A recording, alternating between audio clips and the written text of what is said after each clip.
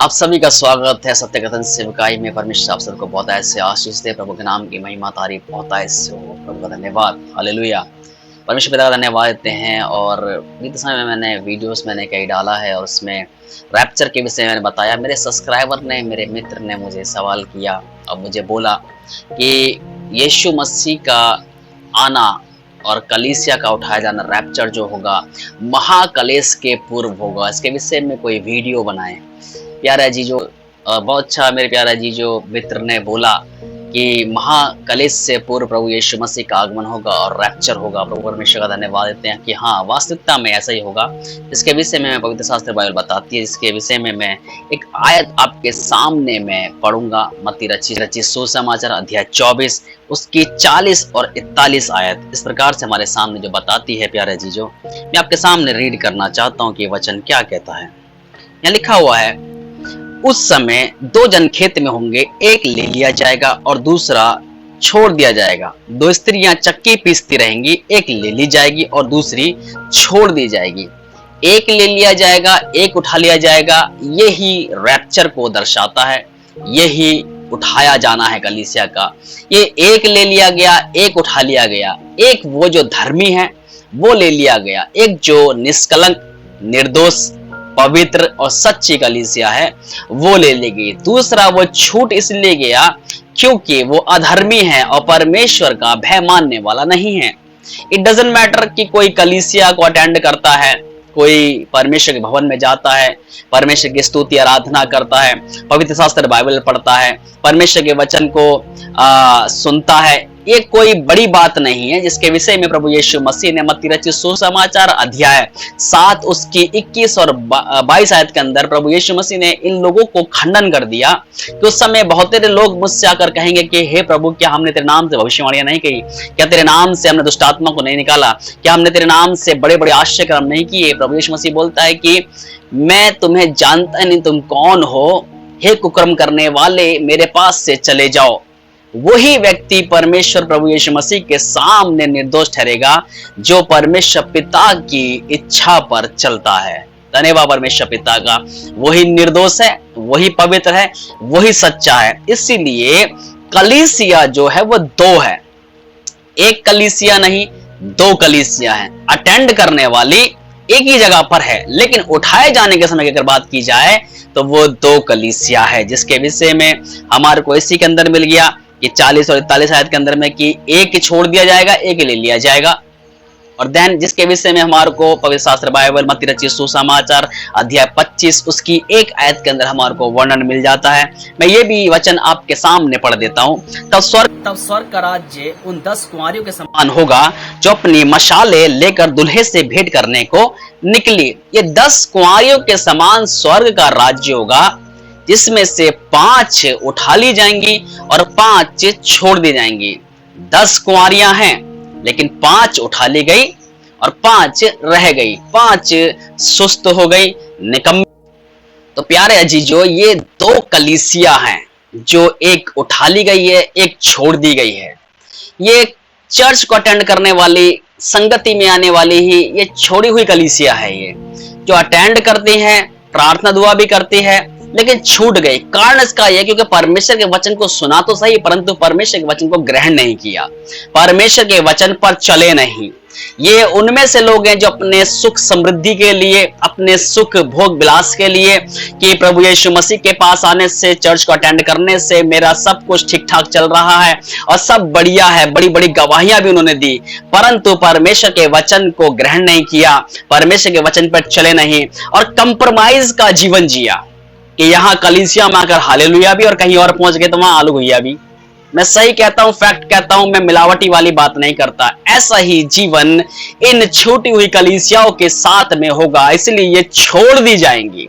इसलिए दो कलीसिया, एक धर्मी, पवित्र, सच्ची कलीसिया जो निर्दोष है, निष्कलंक है और प्रभु का भय मानने वाली है, वो कलीसिया उठा ली जाएगी। इसीलिए धूम मची, दुल्हा आया और ये सजी सजाई चमकी हुई परमेश्वर से प्रार्थना करने वाली, परमेश्वर के वचन पर चलने वाली कलीसिया थी। प्रभु यीशु मसीह आया, प्रभु यीशु मसीह ने इसका रैप्चर अपने साथ उठाकर ले गया। हालेलुया। और ये दुल्हन है, हालेलुया। इन्हीं में से, इन कलीसियाओं में से ही दुल्हन है। समस्त कलीसिया दुल्हन नहीं है, दुल्हन कुछ ही है। अगर आने वाले समय में मेरे को समय लगा तो मैं इस विषय में बताऊंगा कि दुल्हन और फिर कलीसिया का कार्य। हालेलुया, परमेश्वर धन्यवाद देते हैं।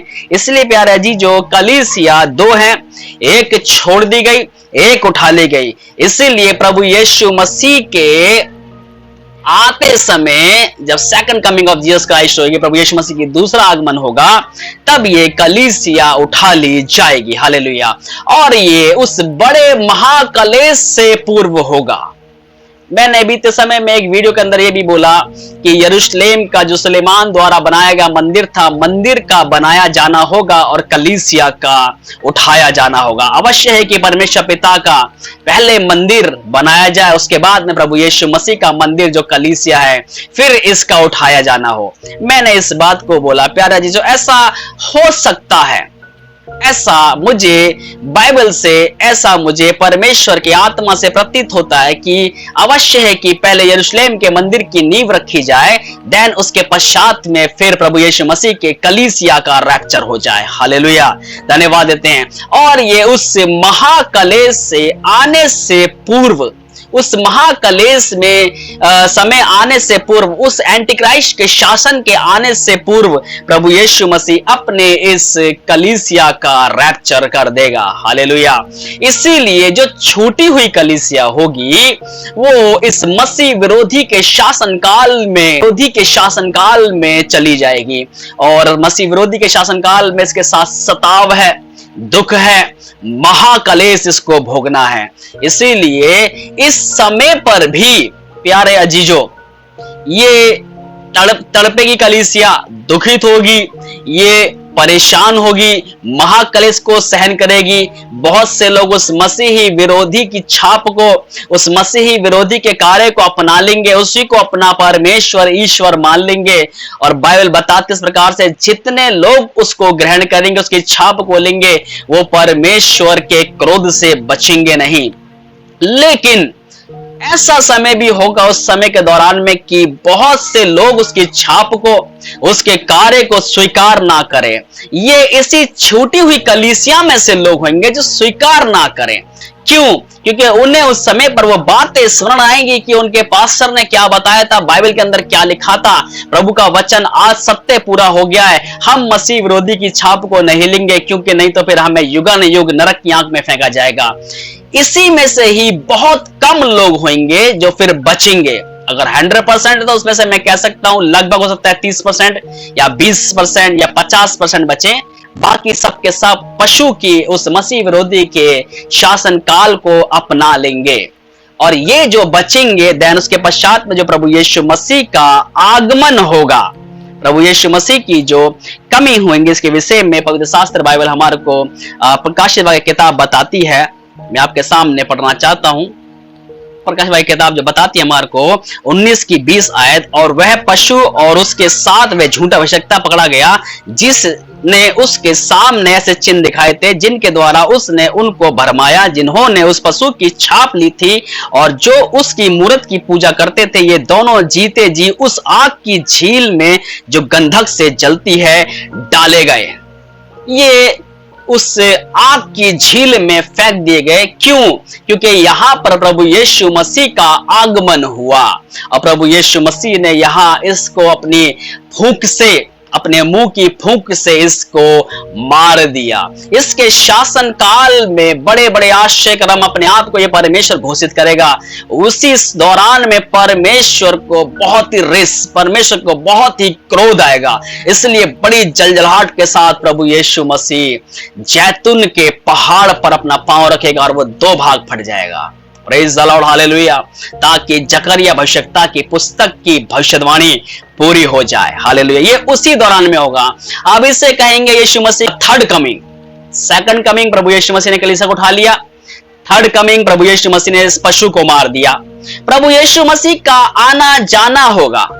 ऐसा नहीं कि प्रभु यीशु मसीह ने रैप्चर किया तो उसके बाद प्रभु यीशु मसीह संसार में ही रहेगा और फिर संसार के अंदर सारा काम करने लग जाएगा। नहीं, प्रभु यीशु मसीह का आना जाना है। इस पशु को, इस मसीह विरोधी को मारने के पश्चात में भी प्रभु यीशु मसीह वापस चला जाएगा। हालेलुया।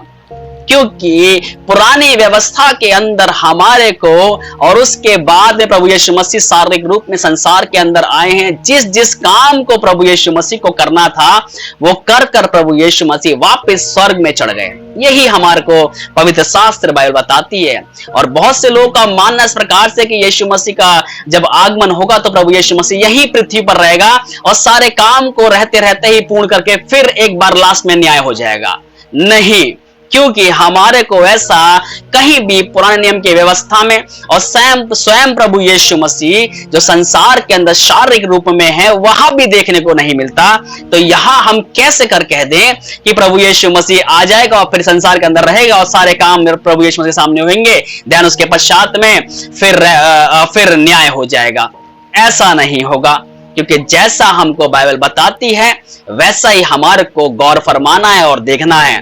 प्रभु यीशु मसीह का यहाँ पर काम होगा, यहाँ मसीह विरोधी को मार देगा, देन उसके बाद प्रभु यीशु मसीह चला जाएगा। उसके बाद फिर प्रभु यीशु मसीह का पृथ्वी पर आगमन होगा। हालेलुया।